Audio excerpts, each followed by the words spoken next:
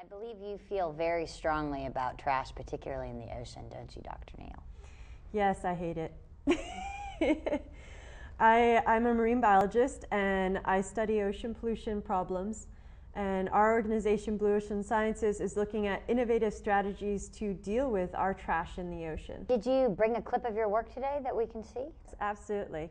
We have a fantastic video that talks about all the things that Blue Ocean Sciences are. Let's roll the clip.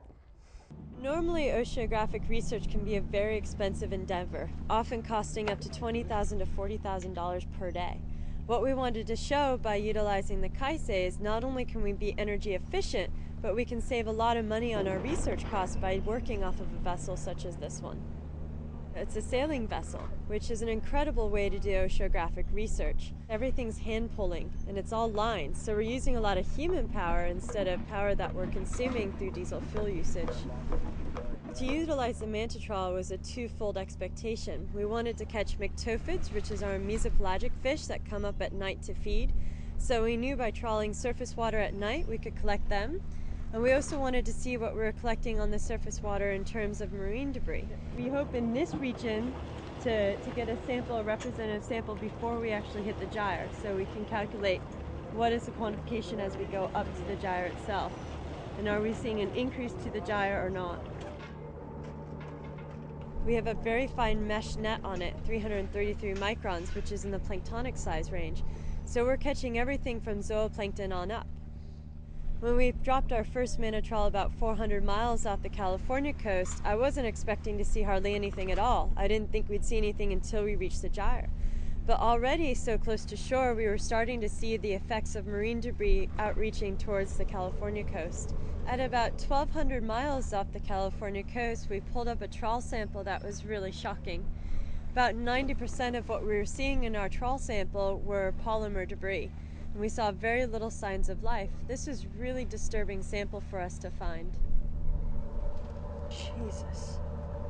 As a scientist, we see something like that and it shows the detrimental impact of our trash on the ocean and what could be the absolute consequences of it.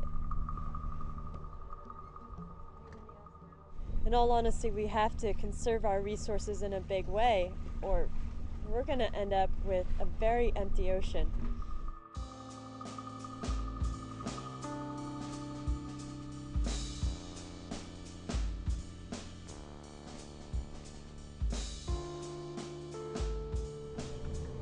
So what we see here are ctenophores, and we captured them in our manta trawl net that we had out for an hour. I saw that we had a lot of them in our net, so we went ahead and put them into salt water immediately to keep them alive for now. And then we realized that they were starting to eat the plastic that was in the bucket. Sometimes they spit it out, sometimes they take it in through their bodies. The ocean is our life source. Not only is it a place where we see enjoyment and where we have fun and love it, but it is where we get our life and where we get our breath from. If we ruin it, that's the end of us. The ocean and the earth will survive, but we may not. Overall, there is an impact, and what we're going to define is how severe that impact is, and what are some of the possible ways that we can deal with that impact. My biggest hope is that we succeed with outreach. People need to understand that their trash doesn't go away. It ends up somewhere and usually ends up in the ocean. And the more that we use these products and the less that we dispose of them properly or recycle or reuse, the more that we're going to be impacting the environment as well as ourselves.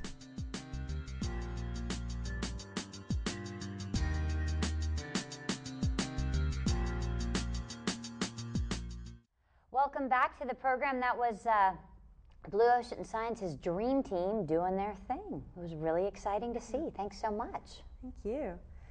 So I guess the big message is watch us in January. Follow our trip. Come and watch us on our Follow Me maps. Follow our blog. Ask us questions while we're at sea. We're open and we want to communicate with everybody. One of the things I really like about your team, and I've been lucky enough to meet some of them, is how accessible they are.